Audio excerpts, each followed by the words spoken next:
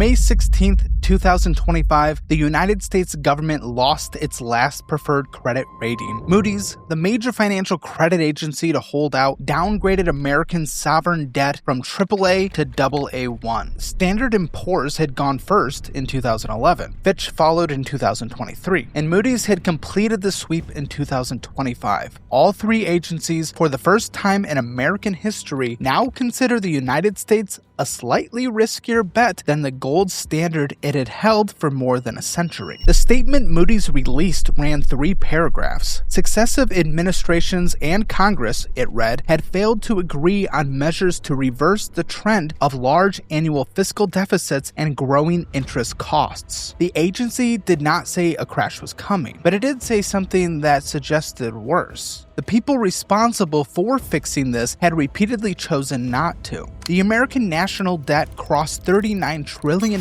in March 2026. That number grows by roughly $6 billion every single day. Just from the spending Congress already approved, the tax cuts already written into law, and the interest accumulating on everything borrowed before today. The federal government spent $7 trillion in fiscal year 2025 and collected $5.2 trillion. The $1.8 trillion gap came from debt. Interest payments on that debt hit $970 billion in fiscal year 2025. Nearly $1 trillion paid in a single year simply to hold the existing balance in place. That figure surpassed the entire defense budget, $874 billion, for the first time in American history. The country that spends more on its military than the next 10 nations combined now pays more in interest on old credit card debt than it does to field an army, a navy, an air force, a nuclear arsenal, and every special operations force on the planet. The Congressional Budget Office projects that interest bill reaches $2.1 trillion annually by 2036. And by 2055, interest payments consume 5.4% of the entire economy and 28 cents of every single dollar the federal government collects in taxes. The Social Security Old Age and Survivors Insurance Trust Fund runs out of reserves in 2033. Under current law, the moment those reserves hit zero, benefits fall by 23% automatically for all 70 million recipients at once. A median income retiree loses roughly $18,000 per year from that cut alone. The 2023 Social Security Trustees Report determined that every year Congress delays fixing this problem, the eventual required adjustment grows 35% larger. The window to act cheaply closed years ago, but the window to act at all is narrowing. All 3 major credit agencies have now downgraded the United States. The interest bill accelerates every year. The trust fund clocks tick down. The politicians who could address any of this keep choosing not to. And it's not a future problem. It's barely even a distant one. The reckoning has honestly already started, and most Americans have no idea how the country arrived here, how deeply the hole actually runs, or what happens if the bill finally comes due. So that's this story, the story of the American national debt. The United States carried debt since the first moment it existed as a nation. By 1791, the Revolutionary War had left the Republic with approximately $75 million in obligations, money owed to France, the Netherlands, and the domestic investors who had financed the fight for independence. The question of what to do with that debt split the country into 2 philosophical camps that have never fully reconciled, and the tension between them explains most of what has happened in the 2.5 centuries since. Alexander Hamilton, America's first Treasury Secretary, looked at $75 million of debt and saw a tool. He proposed that the new federal government assume all the individual states' war debts as well, roughly $21.5 million in additional obligations, and pay every creditor back in full at face value. His reasoning was strategic. You see, national debt, properly managed, signaled creditworthiness. It created a class of wealthy citizens and a direct financial interest in the federal government's survival. Hamilton described debt as the price of liberty and built his entire economic vision around the idea that a nation's ability to borrow cheaply was a form of sovereign power. This plan nearly tore the republic apart before it had even finished forming.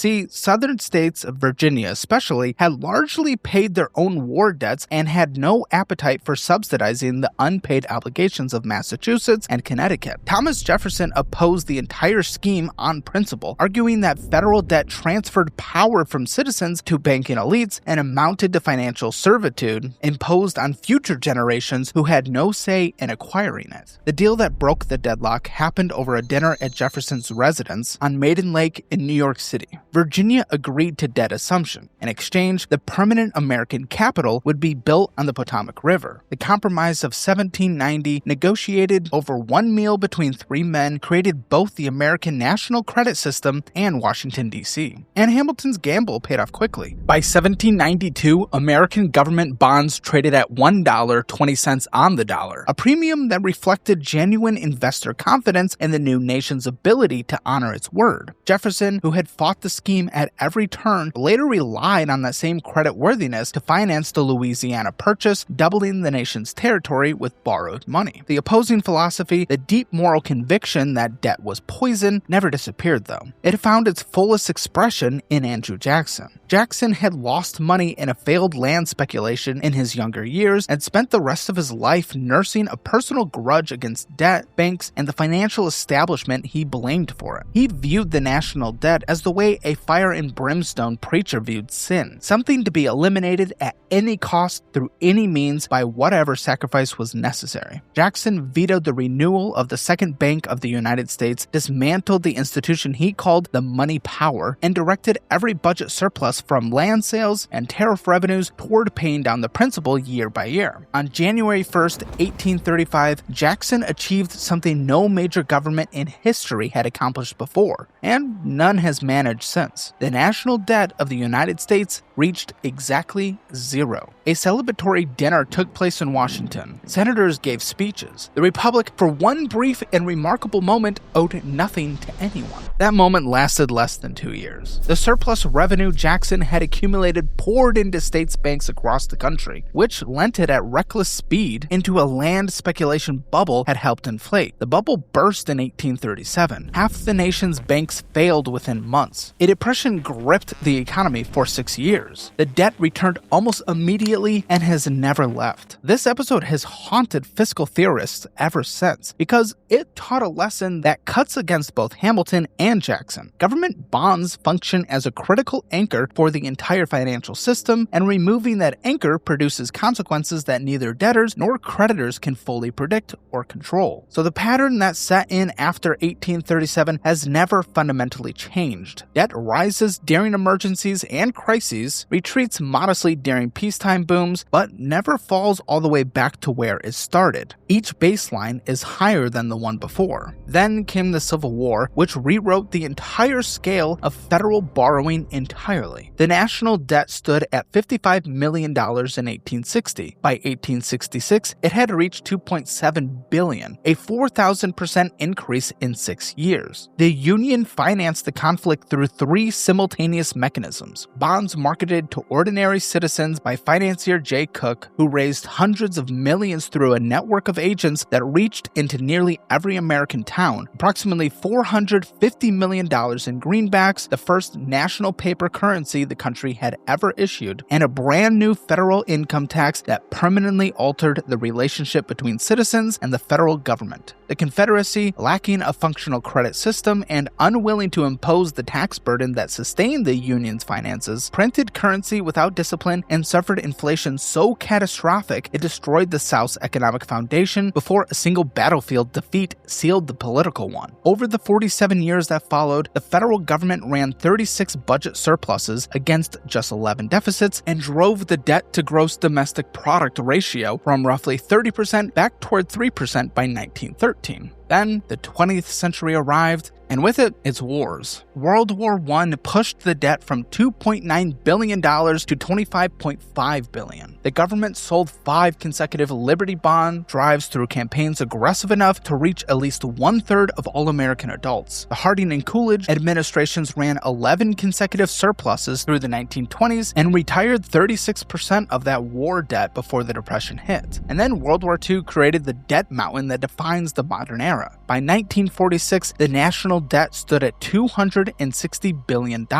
which was 106% of gross domestic product, the highest ratio in American history at that point. Then something happened that almost every politician who invokes the post-war economic miracle chooses to misrepresent, because the true explanation is inconvenient for both political parties. From 1946 to 1974, over 28 years, the United States reduced its debt to gross domestic product ratio from 106% to just 23%. The ratio fell 83 percentage points over 3 decades, and the question of how it happened matters enormously today because everyone currently in Washington claims the post-war story as evidence for their preferred policy. A definitive 2024 International Monetary Fund study decomposed exactly how much credit each factor deserves. Economic growth alone, the mechanism that every modern politician claims will solve the debt problem, would have reduced the ratio to roughly 74%, not 23%. Strong as the post-war boom was, it could not close the gap on its own. The remaining 51 percentage points came from 2 other sources: primary budget surpluses, meaning the government actually spent less than it collected in taxes for extended periods, and financial repression, the policy of holding interest rates artificially below the inflation rate. And you need to understand financial repression, because it is the mechanism that most likely determines how today's debt story ends. Between 1942 and 1951, the Federal Reserve pegged Treasury bills at 0.3% and capped long-term bond yields at 2.5% regardless of what inflation did. Consumer prices rose at roughly 6.5% annually from 1946 to 1951. A bondholder earning 2.5% while inflation ran at 6.5% lost purchasing power every single year.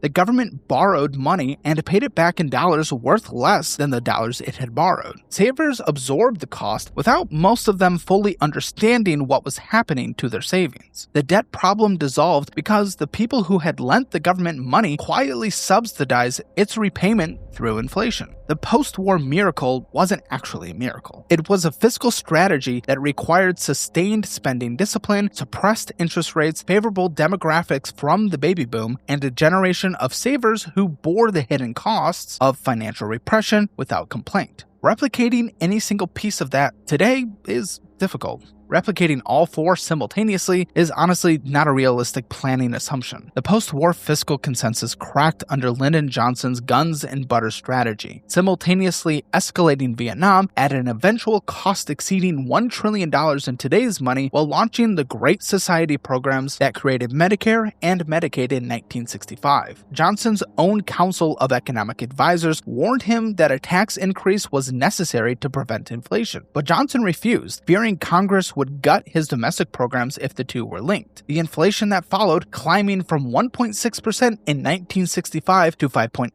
by 1969, took 15 years to fully tame. And then Ronald Reagan entered office in 1981, promising 3 things: cut taxes, increase defense spending, and balance the budget. He only kept 2 of the 3. The Economic Recovery Tax Act of 1881 cut the top marginal income tax rate from 70% to 50% and eventually to 28% by 1986. Supply-side theory, known as Reaganomics, held that cutting tax rates would stimulate economic growth so powerfully that total tax revenues would increase and pay for the cuts. The Laffer curve, famously sketched on a napkin by economist Arthur Laffer for Ford administration officials Dick Cheney and Donald Rumsfeld in 1974, illustrates the theoretical logic. At a tax rate of 0, the government collects nothing. At a tax rate of 100%, the government also collects nothing because nobody earns anything. Somewhere between those extremes lies the revenue maximizing rate, and that argument is that the top rate in the 1970s sat above it. The theory produced strong economic growth in the mid-1980s, but it didn't produce the promised flood of new revenue. Reagan's own budget director, David Stockman, admitted as much in a devastating 1981 interview with The Atlantic, describing supply-side economics as a Trojan horse to bring down the top rate, and confessing that none of us really understands what's going on with all these numbers. Combined with a massive Cold War defense buildup, the national debt tripled during Reagan's 2 terms, from $994 billion to $2.9 trillion. The debt to gross domestic product ratio climbed from 26% to 41%. The defense of Reagan is that the Cold War required military investment the Soviet Union could not match, that winning the confrontation without firing a single shot was worth the fiscal cost, and that strong economic growth through the decade validated the demand-side effects of the tax cuts even if the revenue effects were overstated.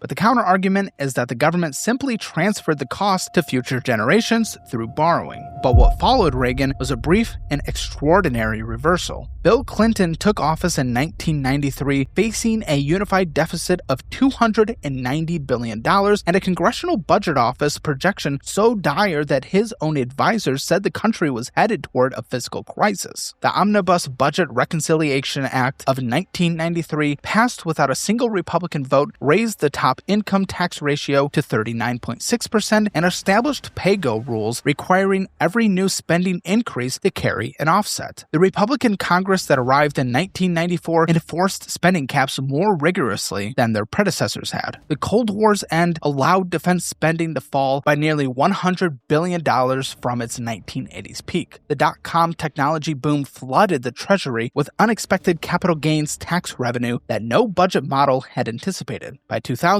the United States ran a budget surplus of $236 billion, the largest in American history. In January 2001, the Congressional Budget Office projected $5.6 trillion in cumulative surpluses over the coming decade, enough to pay off all publicly held debt by 2012. Federal Reserve Chairman Alan Greenspan testified before Congress that he worried about what monetary policy would look like without Treasury securities to purchase because the national debt might simply disappear. But that projection evaporated completely in roughly 3 years. George W. Bush's 2001 and 2003 tax cuts cost roughly $1.6 trillion in foregone revenue over the first decade. Brown University's Cost of War project later estimated the Iraq and Afghanistan wars at roughly $8 trillion combined, including long-term veteran care and interest costs. An unfunded prescription drug benefit added to Medicare in 2003 ran over $530 billion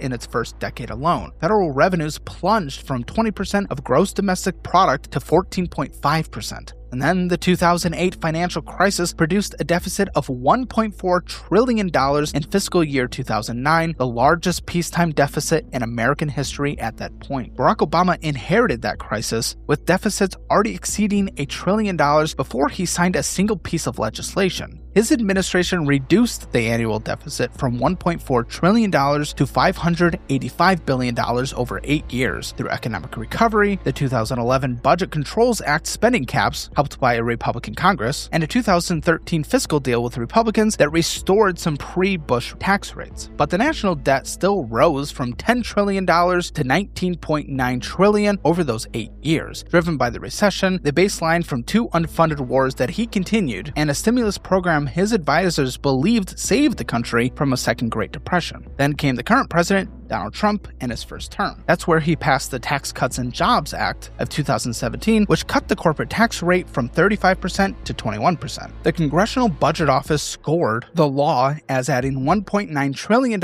in deficits over a decade. Pre-COVID deficits climbed from $585 billion to $984 billion annually, making the late 2010s the first sustained peacetime expansion in American history to produce annual deficits approaching $1 trillion. But of course, then came the pandemic. The federal government spent approximately $6.6 trillion in COVID-19 relief from 2020 and 2021 across legislation signed by 2 presidents of different political parties. Are you starting to get the picture yet? Neither political party cares. Either way, the fiscal year 2020 deficit reached $3.1 trillion, 14.7% of gross domestic product, and the national debt jumped from $23 trillion to $28 trillion in just 2 years. The Federal Reserve, to prevent economic collapse, drove interest rates to near zero and purchased enormous quantities of Treasury bonds to hold long-term yields down. The government refinanced its existing debt rates, approaching 0.65% on the 10-year Treasury. If you put your head back in that year, it looked like sound crisis management at the time. But the problem, of course, as always, arrived afterward. The Federal Reserve then raised rates aggressively when inflation peaked at 9.1% in June 2022.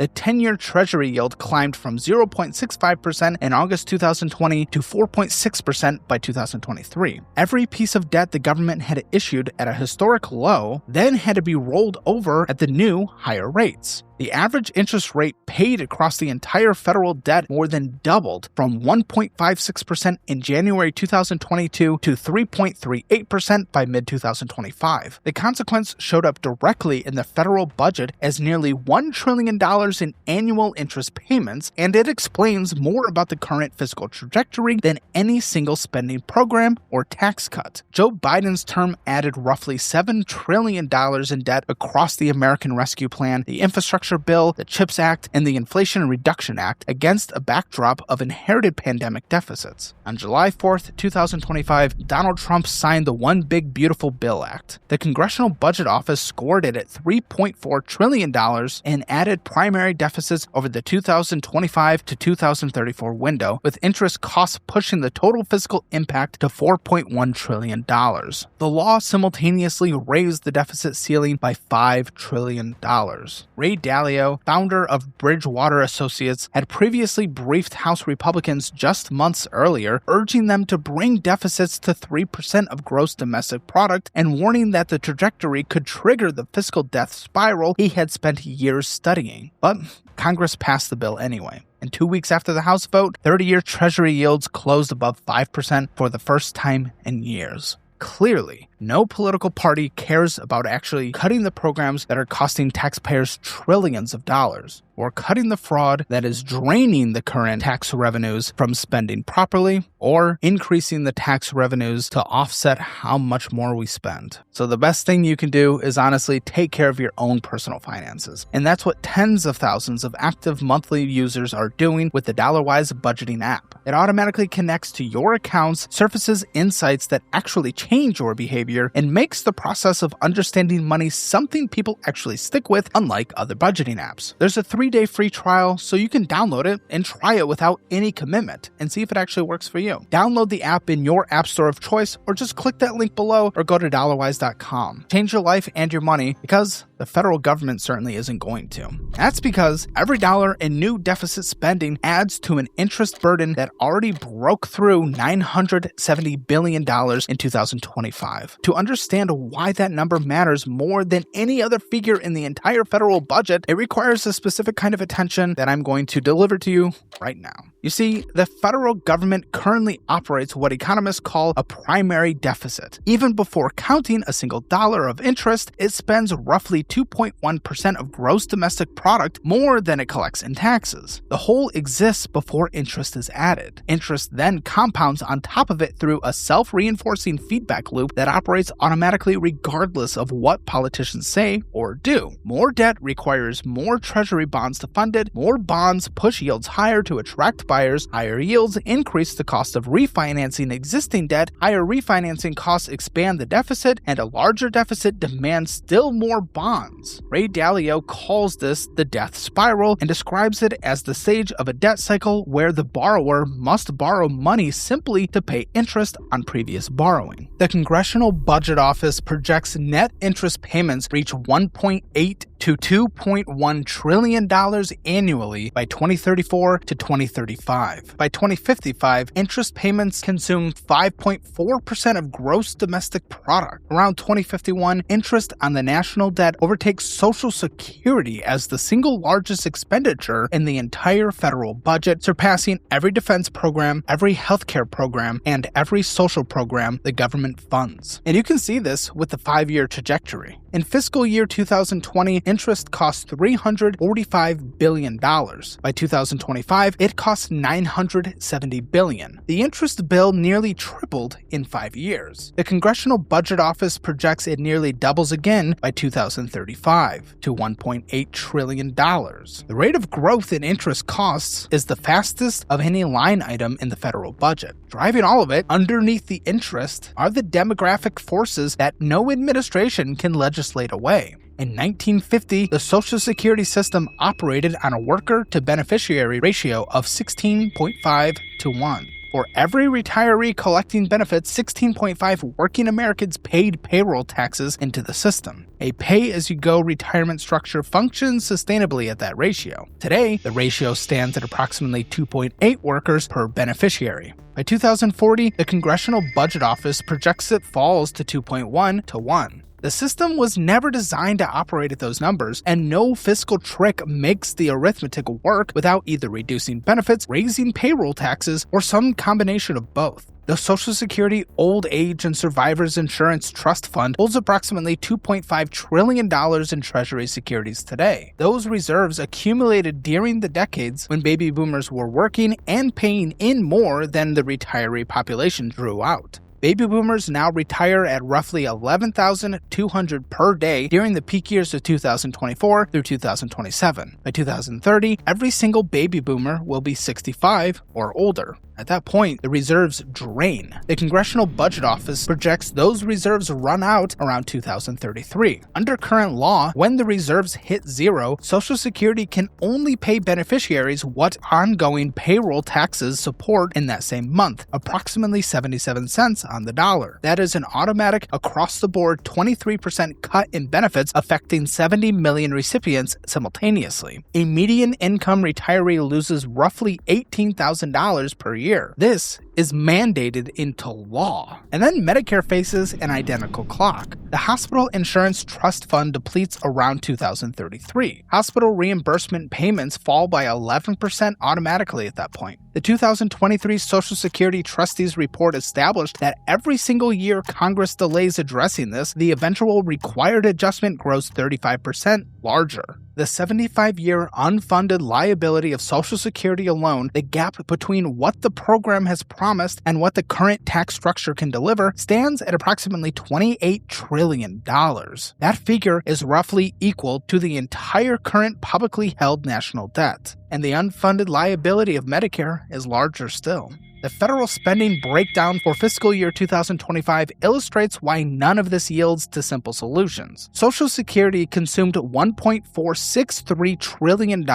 Net interest cost $970 billion. Medicare costs $891 billion. Defense cost $874 billion. Medicaid costs $618 billion. Every other function of the federal government combined, meaning education, transportation, scientific research, veterans services, federal law enforcement, foreign aid, and everything else fits into the remaining share. Social Security, Medicare, Medicaid, and interest together already consume 73% of all federal spending, and that share rises every single year. Economist Lawrence Kotlikoff at Boston University developed a framework called generational accounting to measure precisely how much of the fiscal burden falls on each birth cohort. Kotlikoff's work constantly shows that current policy forces future generations to pay taxes at dramatically higher rates relative to the benefits they receive than any previous American generation faced. The transfer of wealth from the future to the present happens not through any single law, but through compound interest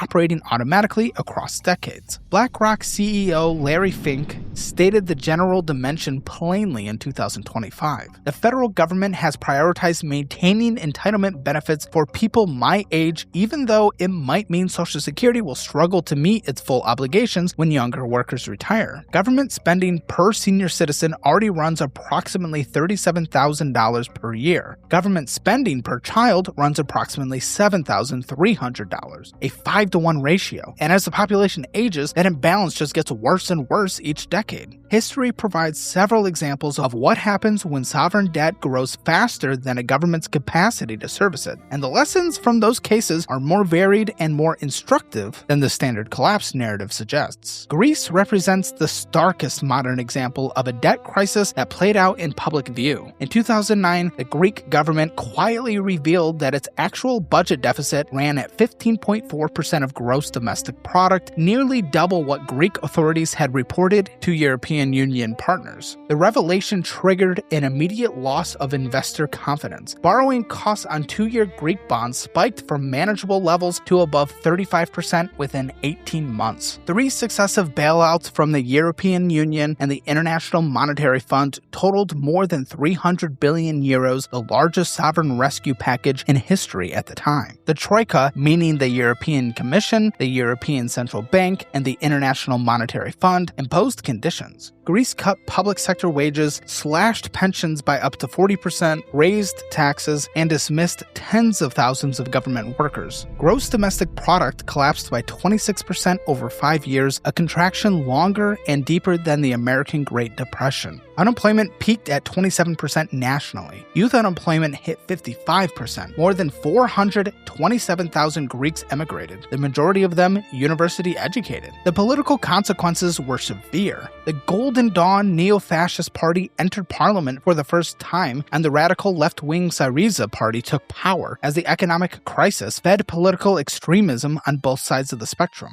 So let's talk about the austerity paradox that destroyed Greece. It's important for you to understand because gross domestic product shrank faster than the debt to gross domestic product ratio actually worsened through the years of brutal cuts, rising from 127% to 180% despite austerity measures that gutted the Greek welfare state. The country bled for years and ended up more indebted by the measure that matters most. But the critical difference between Greece and the United States is that Greece has surrendered its currency. Inside the Eurozone, Athens couldn't print drachmas, couldn't devaluate, couldn't use inflation to erode the real value of its debt. The full weight of adjustment fell on spending cuts and tax increases, the most economically painful and politically volatile form of fiscal correction. A sovereign nation controlling its own currency holds options that Greece never had. Argentina stands as history's serial defaulter, with 8 sovereign defaults in total. The 2001 crisis produced what was at the time the largest sovereign default in history, approximately $95 billion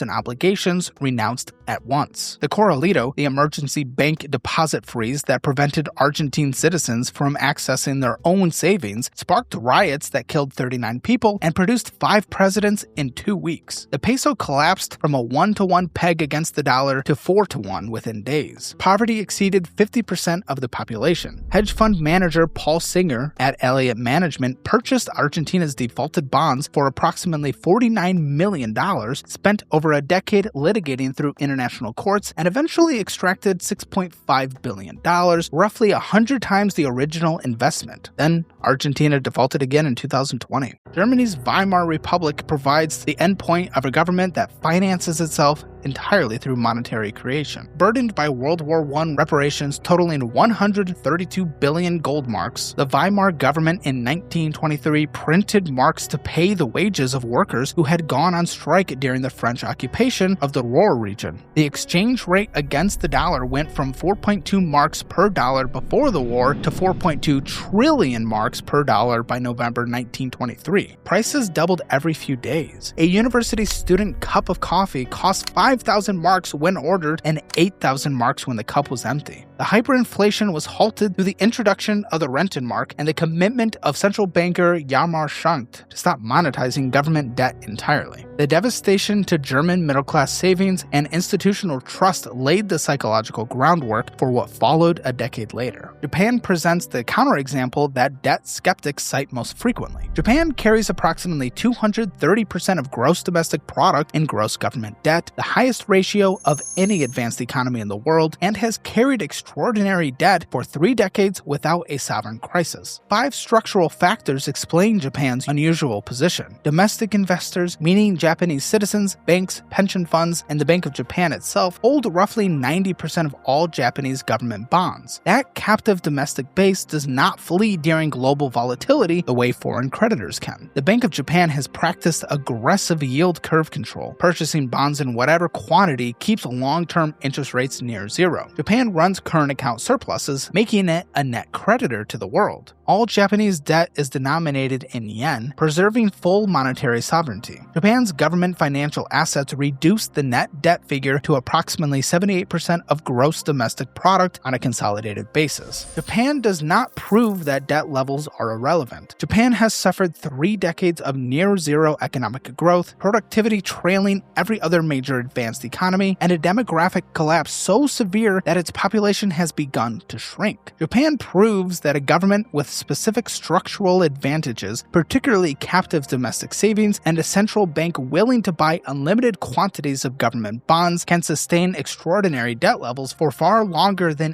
any theoretical model would predict. Japan does not prove that doing so is free. Japan's model now shows signs of fracturing under its own weight. In early 2026, Japanese 40-year bond yields reached a record 4.2% as market participants began pushing back against 3 decades of suppressed rates. Ed Yardley, the market strategist who coined the term bond vigilantes in 1983, began to describe investors who sell government bonds to discipline profligate fiscal policy, noted in January 2026 that Japan's own market was issuing a direct warning signal to every heavily indebted government watching from abroad. And remember, one of the easiest ways to pay off debt is by actually bringing in more money. And one way someone can do that right now is literally signing up for a Chime checking account using my link below or at chime.com/Caleb. You see, the reason I say this is because if you sign up with my link and set up direct deposit, you literally get $350 for free. I get free money, you get free money, and then they get you to use their bank. And there's no downside to that either, because they have one of the nation's leading high-yield savings rate. So literally get $350 for free, chime.com/Caleb, or link in the description below. The bond vigilante threat sits at the center of the most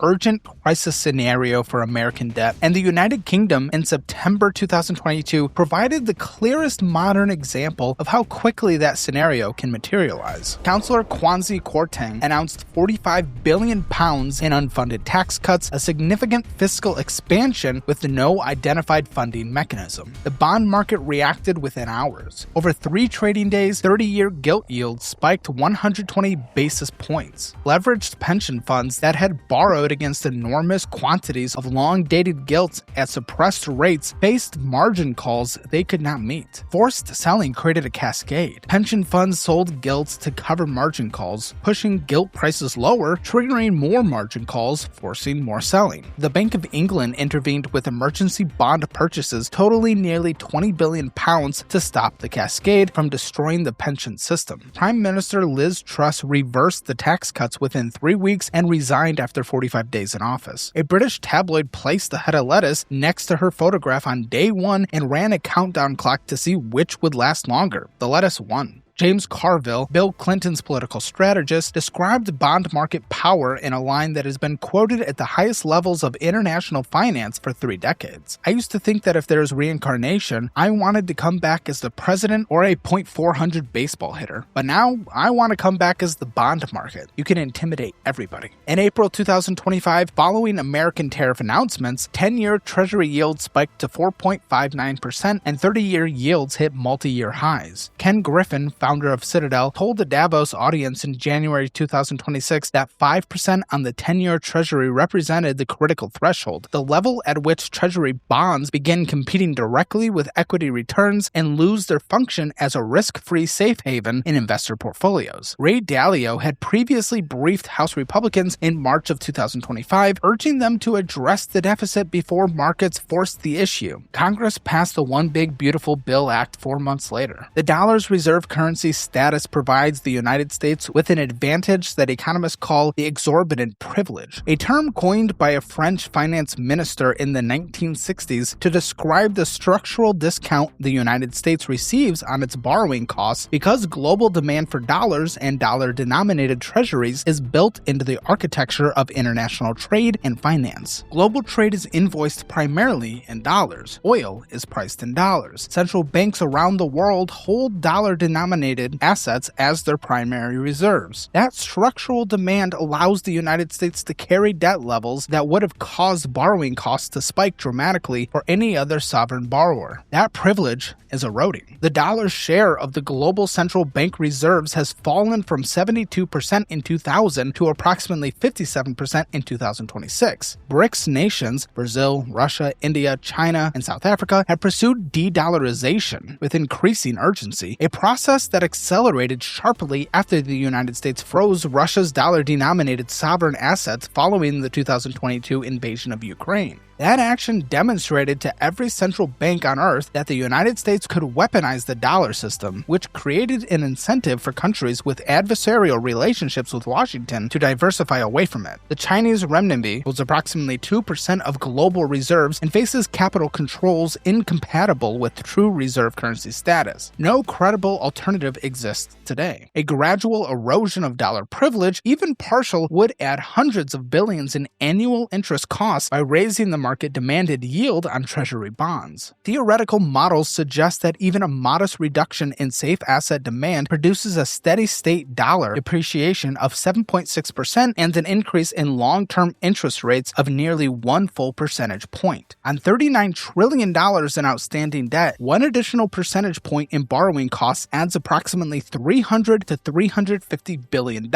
per year in interest payments. The Penn-Wharton budget model, run by economists at the University of Pennsylvania's Wharton School, places the window for manageable reform at approximately 2043 under favorable assumptions. Under pessimistic assumptions, where investor confidence deteriorates earlier, that window closes sometime in the early 2030s. After that point, the Penn-Wharton analysis finds no feasible combination of tax increases and spending cuts capable of preventing either explicit default or severe inflation. February 2026 baseline projects debt held by the public reaching 120% of gross domestic product by 2036, 144% by 2046, and 175% by 2056 under current law. The Treasury Department's own 75-year fiscal projection contained in the fiscal year 2025 financial report shows debt to gross domestic product reaching approximately 576% by 2100 under current policy. Understanding why nothing changes requires examining political incentives that operate more reliably than any fiscal rule Congress has ever written. Economist James Buchanan received the 1986 Nobel Prize for Public Choice Theory, a framework that treats politicians as rational, self-interested actors responding to the same incentive structures as everyone else. Buchanan observed that once Keynesian economics made deficit spending intellectually respectable in the mid-20th century, Democratic politicians faced a structurally rewarding calculation. Spending generates immediate visible benefits for identifiable voters. Tax increases generate immediate visible pain for identifiable voters. Borrowing defers the pain to future taxpayers who cannot vote yet, so the rational political calculation consistently favors spending, tax cuts, and borrowing. Mansur-Olson supplied the second half of the explanation. The people who benefit from any specific government program are concentrated, organized, and intensely motivated to protect it. The people who pay for it are dispersed, individually bearing too small a cost to mobilize against it. Applied to Social Security and Medicare, 70 million beneficiaries vote at a dramatically higher rate than 30-year-olds who will service that debt, and they know precisely in dollars what any benefit cut cost them personally. And these numbers are bipartisan. Reagan increased the nominal national debt by 186%. George H.W. Bush added 54%. Clinton added 32%, the slowest growth in 40 years. George Bush more than doubled the debt, adding $5.85 trillion. Obama then added $8.34 trillion over 8 years, and Trump's first term added $8.1 trillion in just 4 years, nearly matching Obama's 8-year total. Biden then added approximately $7 trillion,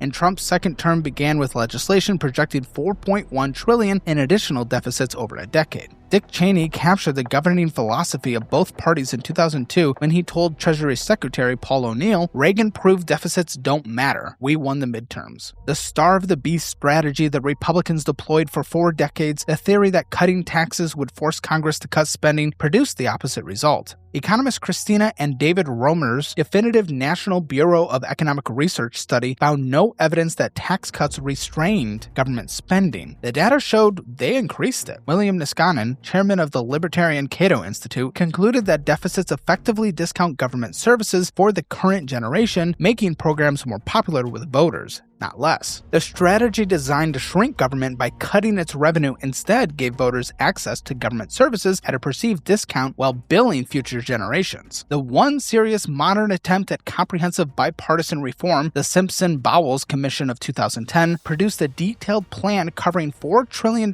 in deficit reduction through spending cuts, tax reform eliminating most deductions, Social Security adjustments raising the retirement age to 69 by 2075, and Medicare restructuring. 11 of 18 commissioners voted for it, a majority but not the 14-vote supermajority required to advance it to Congress automatically. Paul Ryan voted against it because it raised revenue. Progressive Democrats voted against it because it cut entitlements. The House floor vote in March 2012 resulted in 382 votes against it and only 38 in favor. The 2011 Obama-Boehner grand bargain came even closer to actually happening. For weeks, the two negotiated a framework for a $4 trillion fiscal deal covering agency spending cuts, including the Pentagon, meaningful Medicare and Social Security changes, and between $800 billion and $1 trillion in new revenue from tax reform. Congressional staff had drafted actual legislative text, but it collapsed when Obama pushed for additional revenue, Tea Party Republicans refused any tax increases under any circumstances, and Speaker Boehner walked away on July 22, 2011. Neither party has attempted anything of comparable scope since. A 2022 peer-reviewed study in political behavior titled Deficit Attention Disorder found strong evidence that both Republicans and Democrats shift their stated concern about deficit reduction based on which party holds the White House. The concern tracks partisan advantage more reliably than it tracks the actual fiscal trajectory. And of course, this hasn't surprised any serious financial analyst or normal person. The debt problem already manifests in the lives of ordinary Americans in ways that trace directly back to federal borrowing, even when the connection is invisible. 30-year mortgage rates track the 10-year Treasury yield. The federal government's issuance of $1.8 trillion in new bonds each year competes for investment capital in the same markets that fund home purchases. Higher Treasury yields push mortgage rates higher. The National Association of Realtors estimated that each 1 percentage point increase in mortgage rates removes approximately 3 million potential home buyers from the market. The connection between the federal debt and housing affordability runs through Treasury bond yields, interest rate competition, and the diminished purchasing power of American households directly and measurably. For younger Americans, the problem arrives from two directions simultaneously. A 2025 Talker Research survey found Gen Z carrying average personal debt of $94,101, far exceeding millennials at $59,181 and Gen X at $53,255. 52% of Gen Z respondents said debt occupied their thoughts for most of the time. 41% ran out of money every month. Only 22% considered themselves financially stable, and that's why they should use DollarWise. Gen Z also confronts the national debt from the fiscal side. The generation that will spend the largest share of its working life servicing the national debt accumulated by previous generations carries the highest personal debt burden of any generation in recorded American history. They are being squeezed from both ends at the same time by personal financial obligations that exceed what previous generations faced at the same age, and by a national fiscal obligation that no generation before them inherited at anything close to this scale. The cultural response to this combination has produced some of the most honest economic commentary in years, even if it emerged from TikTok rather than the Federal Register. And that is doom spending. The practice of making impulsive purchases out of a fatalistic conviction or saving for a future that you cannot afford is pointless, spread as a documented behavioral pattern among young adults in 2024 and 2025. The mentality is that if the housing market, student debt, and projected Social Security cuts make financial security feel structurally unavailable, optimizing for immediate consumption is a rational response to an irrational situation. Loud budgeting, the counter movement where young people publicly declare their financial limits to remove the social stigma of not spending, emerged alongside it, a generation negotiating in real time between despair and discipline. The EY Quest Economic Modeling Group Group estimated that if the national debt continues toward 206% of gross domestic product by 2075 without stabilization, the accumulated drag on the economy will eliminate 1.2 million jobs and shrink private investment by 13.6% by 2035. By 2075, the same model projects 3.6 million jobs permanently lost, a 21.6% collapse in private capital investment, and a 5.3% permanent reduction in average worker wages relative to a stabilized debt scenario. These are actually not the most alarming projections available. It only represents a moderate economic case for what happens when a government crowds out private investment by absorbing an ever-growing share of available capital. So what is next? Here are the four most probable paths looking forward. The most likely path is continued muddling, large structural deficits, rising interest costs, more credit downgrades, and the gradual erosion of fiscal flexibility over years and decades. No dramatic collapse, no resolution, but the debt grows, the options narrow, and the interest bill claims a larger share of every year's budget. In this scenario, the standard of living for younger Americans rises more slowly than it would have under a different fiscal trajectory. The second path runs through 2032 to 2033, when Social Security and Medicare trust funds deplete and Congress faces a forcing event it can no longer defer by doing nothing. A 23% automatic benefit cut for 70 million Social Security recipients would produce an immediate contraction in consumer spending, severe pressure on elderly healthcare decisions, and political consequences that would make every other fiscal debate of the past decade look mild by comparison. Action taken under that kind of duress consistently produces worse policy outcomes than taking action in advance. Every year of delay raises that required adjustment by 35%. The third path is a bond market event, a sharp repricing of Treasury debt that forces emergency fiscal action the way bond markets forced Prime Minister Truss out of office in 45 days. The United States possesses structural advantages that make this scenario less likely than it would be for any other debtor nation. But those advantages do not make it impossible. In April 2025, markets came close enough to demonstrate that vigilantes are paying attention. The fourth path, and the rarest historically, requires a genuine bipartisan political coalition to produce comprehensive reform before any of the previous forces the issue. Democrats accepting structural modifications to entitlement programs, and Republicans accepting some form of revenue adjustment. The 1983 Greenspan Commission saved Social Security for 50 years through a deal between Ronald Reagan and Democratic Speaker Tip O'Neill. The political conditions of 2026 make a comparable deal difficult to imagine, but the conditions of 1983 also looked impossible until the deal happened. Ray Dalio summarized the situation in his 2025 book, How Countries Go Broke. There's a low risk of imminent debt crisis, but a very high long-term risk. We are approaching a point of no return and the debt-death spiral is nearing. The most probable and ultimate resolution in Dalio's framework and in most serious fiscal analysis is not explicit default, which a currency issuing nation can always avoid by printing money, but currency debasement. The Federal Reserve and the Treasury tolerating sustained inflation above their stated targets, eroding the real value of the debt over time by making every dollar worth less in purchasing power. This is precisely how the post-war debt mountain disappeared between 1946 and 1951. The creditors who held Treasury bonds through those years watched the real value of their savings decline. They bore the cost without a formal mechanism to resist it. The United States possesses structural advantages no other heavily indebted nation in history has held simultaneously. The world's prime reserve currency, the deepest and most liquid capital market on earth, the ability to borrow exclusively in its own currency, and a central bank with the institutional credibility to intervene in crisis conditions. These advantages are real and they are substantial. They buy time that Greece, Argentina, and Weimar Germany never had. But they don't get rid of the math in front of us. Carmen Reinhart and Kenneth Rogoff titled their landmark History of Sovereign Debt Crises, This Time is Different. Deliberately ironic because in 8 centuries of fiscal crises spanning dozens of countries and every variety of government and economic system, it never actually is. Countries that avoided crisis consistently believed their circumstances were exceptional. The United States has strong grounds for claiming exceptional circumstances. It has weaker grounds for assuming assuming those circumstances last forever. The debt shows up already in the mortgage rate that prices a buyer out of a home, in the paycheck eroded by inflation, in the Social Security benefit that arrives smaller than promised, in the research grant that loses its funding, in the military compatibility that shrinks relative to rivals because interest on old debt crowds the defense budget. The debt costs Americans money they cannot trace to a specific origin and cannot escape through any individual decision. Ernest Hemingway described the bankruptcy as arriving in two stages, gradually, then suddenly. The United States is still in the gradual stage, but whether that changes depends on whether American political institutions can find the will to act before the bond market removes the choice. I'll see you in the next one.